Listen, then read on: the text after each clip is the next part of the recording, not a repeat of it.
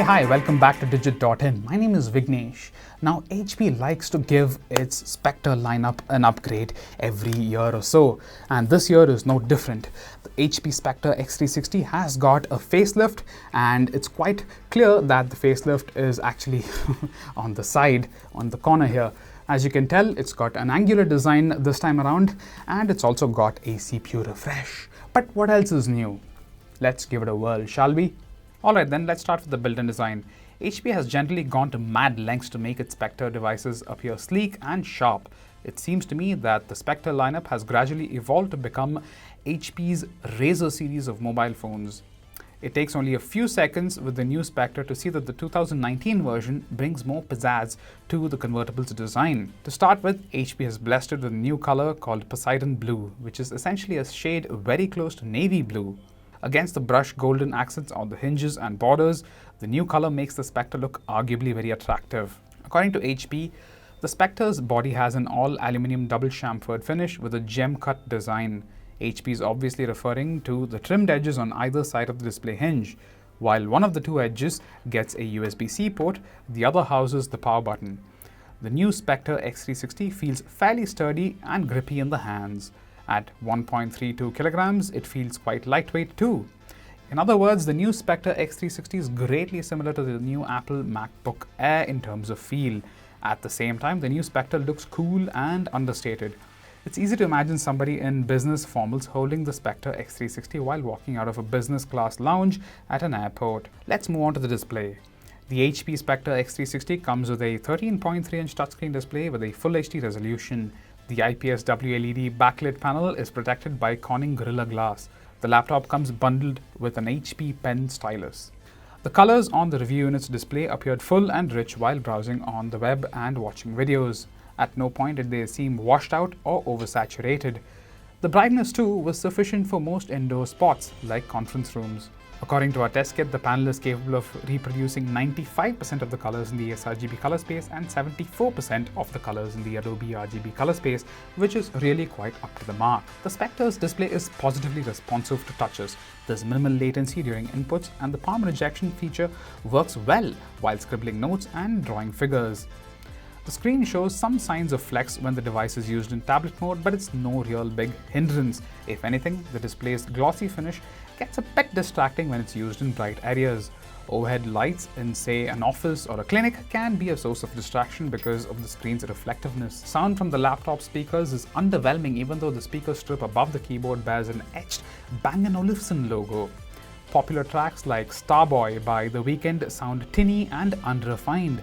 Bass is neither heard nor felt from the device. On the plus side, they're quite loud. These speakers are best reserved for vocals in any case. In comparison, the speakers on the MacBook Air offer a more balanced output, which is something any average user will expect from a laptop that's well beyond the 1.5 lakh rupee mark. Despite being a thin and light convertible device, the Spectre X360 comes with a few usable ports. On the left side of its body, it has a single USB-A 3.1 Gen 2 port, but that's it.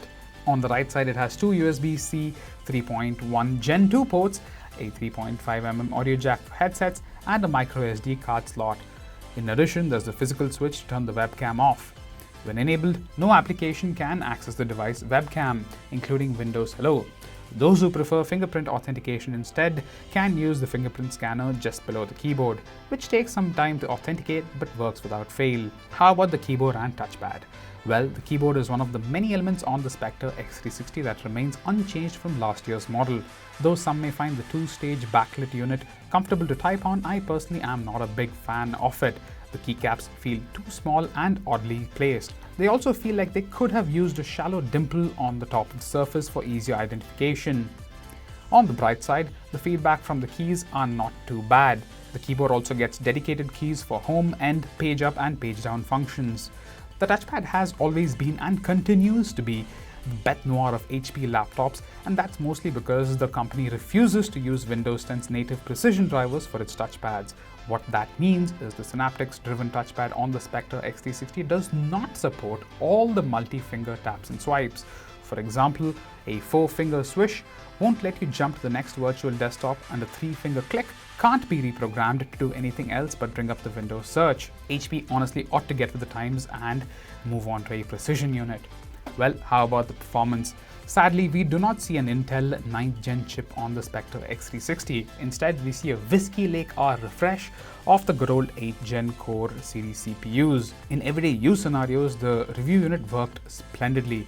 The Spectre managed multitasking on applications like Word, Excel, PowerPoint, WhatsApp for PC, Steam, File Explorer, and Chrome quite well. The laptop ran multiple instances of some of these apps across many virtual desktops without breaking or sweat. The laptop even handled simultaneous background downloads and app installations without any hiccups. For the average corporate employee, crunching numbers, browsing, video watching, and editing text documents should be no problem at all on the new Spectre X360.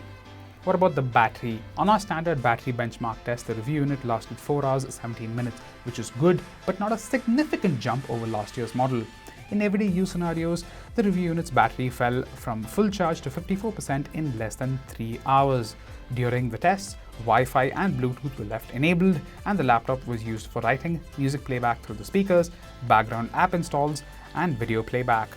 Expect the new Spectre X360 to last a little over 6 hours on a single charge in general with moderate use. Well, ladies and gentlemen, there you have it. There's the 2019 version of the HP Spectre X360. I really like a lot of things about it, but that touchpad is way too old for me or for anyone else. Come on, HP, it's 2019. You've got to change it. Get on with Windows 10's Precision unit. There's nothing wrong with it, except the price, of course. It's close to 1,70,000 rupees. My God, that's a lot. Anyhow, if you like it, go ahead and give us a nice like too, and we'll see you in the next video. Bye-bye. For the latest technology updates, subscribe to Digit.in and don't forget to hit the bell icon.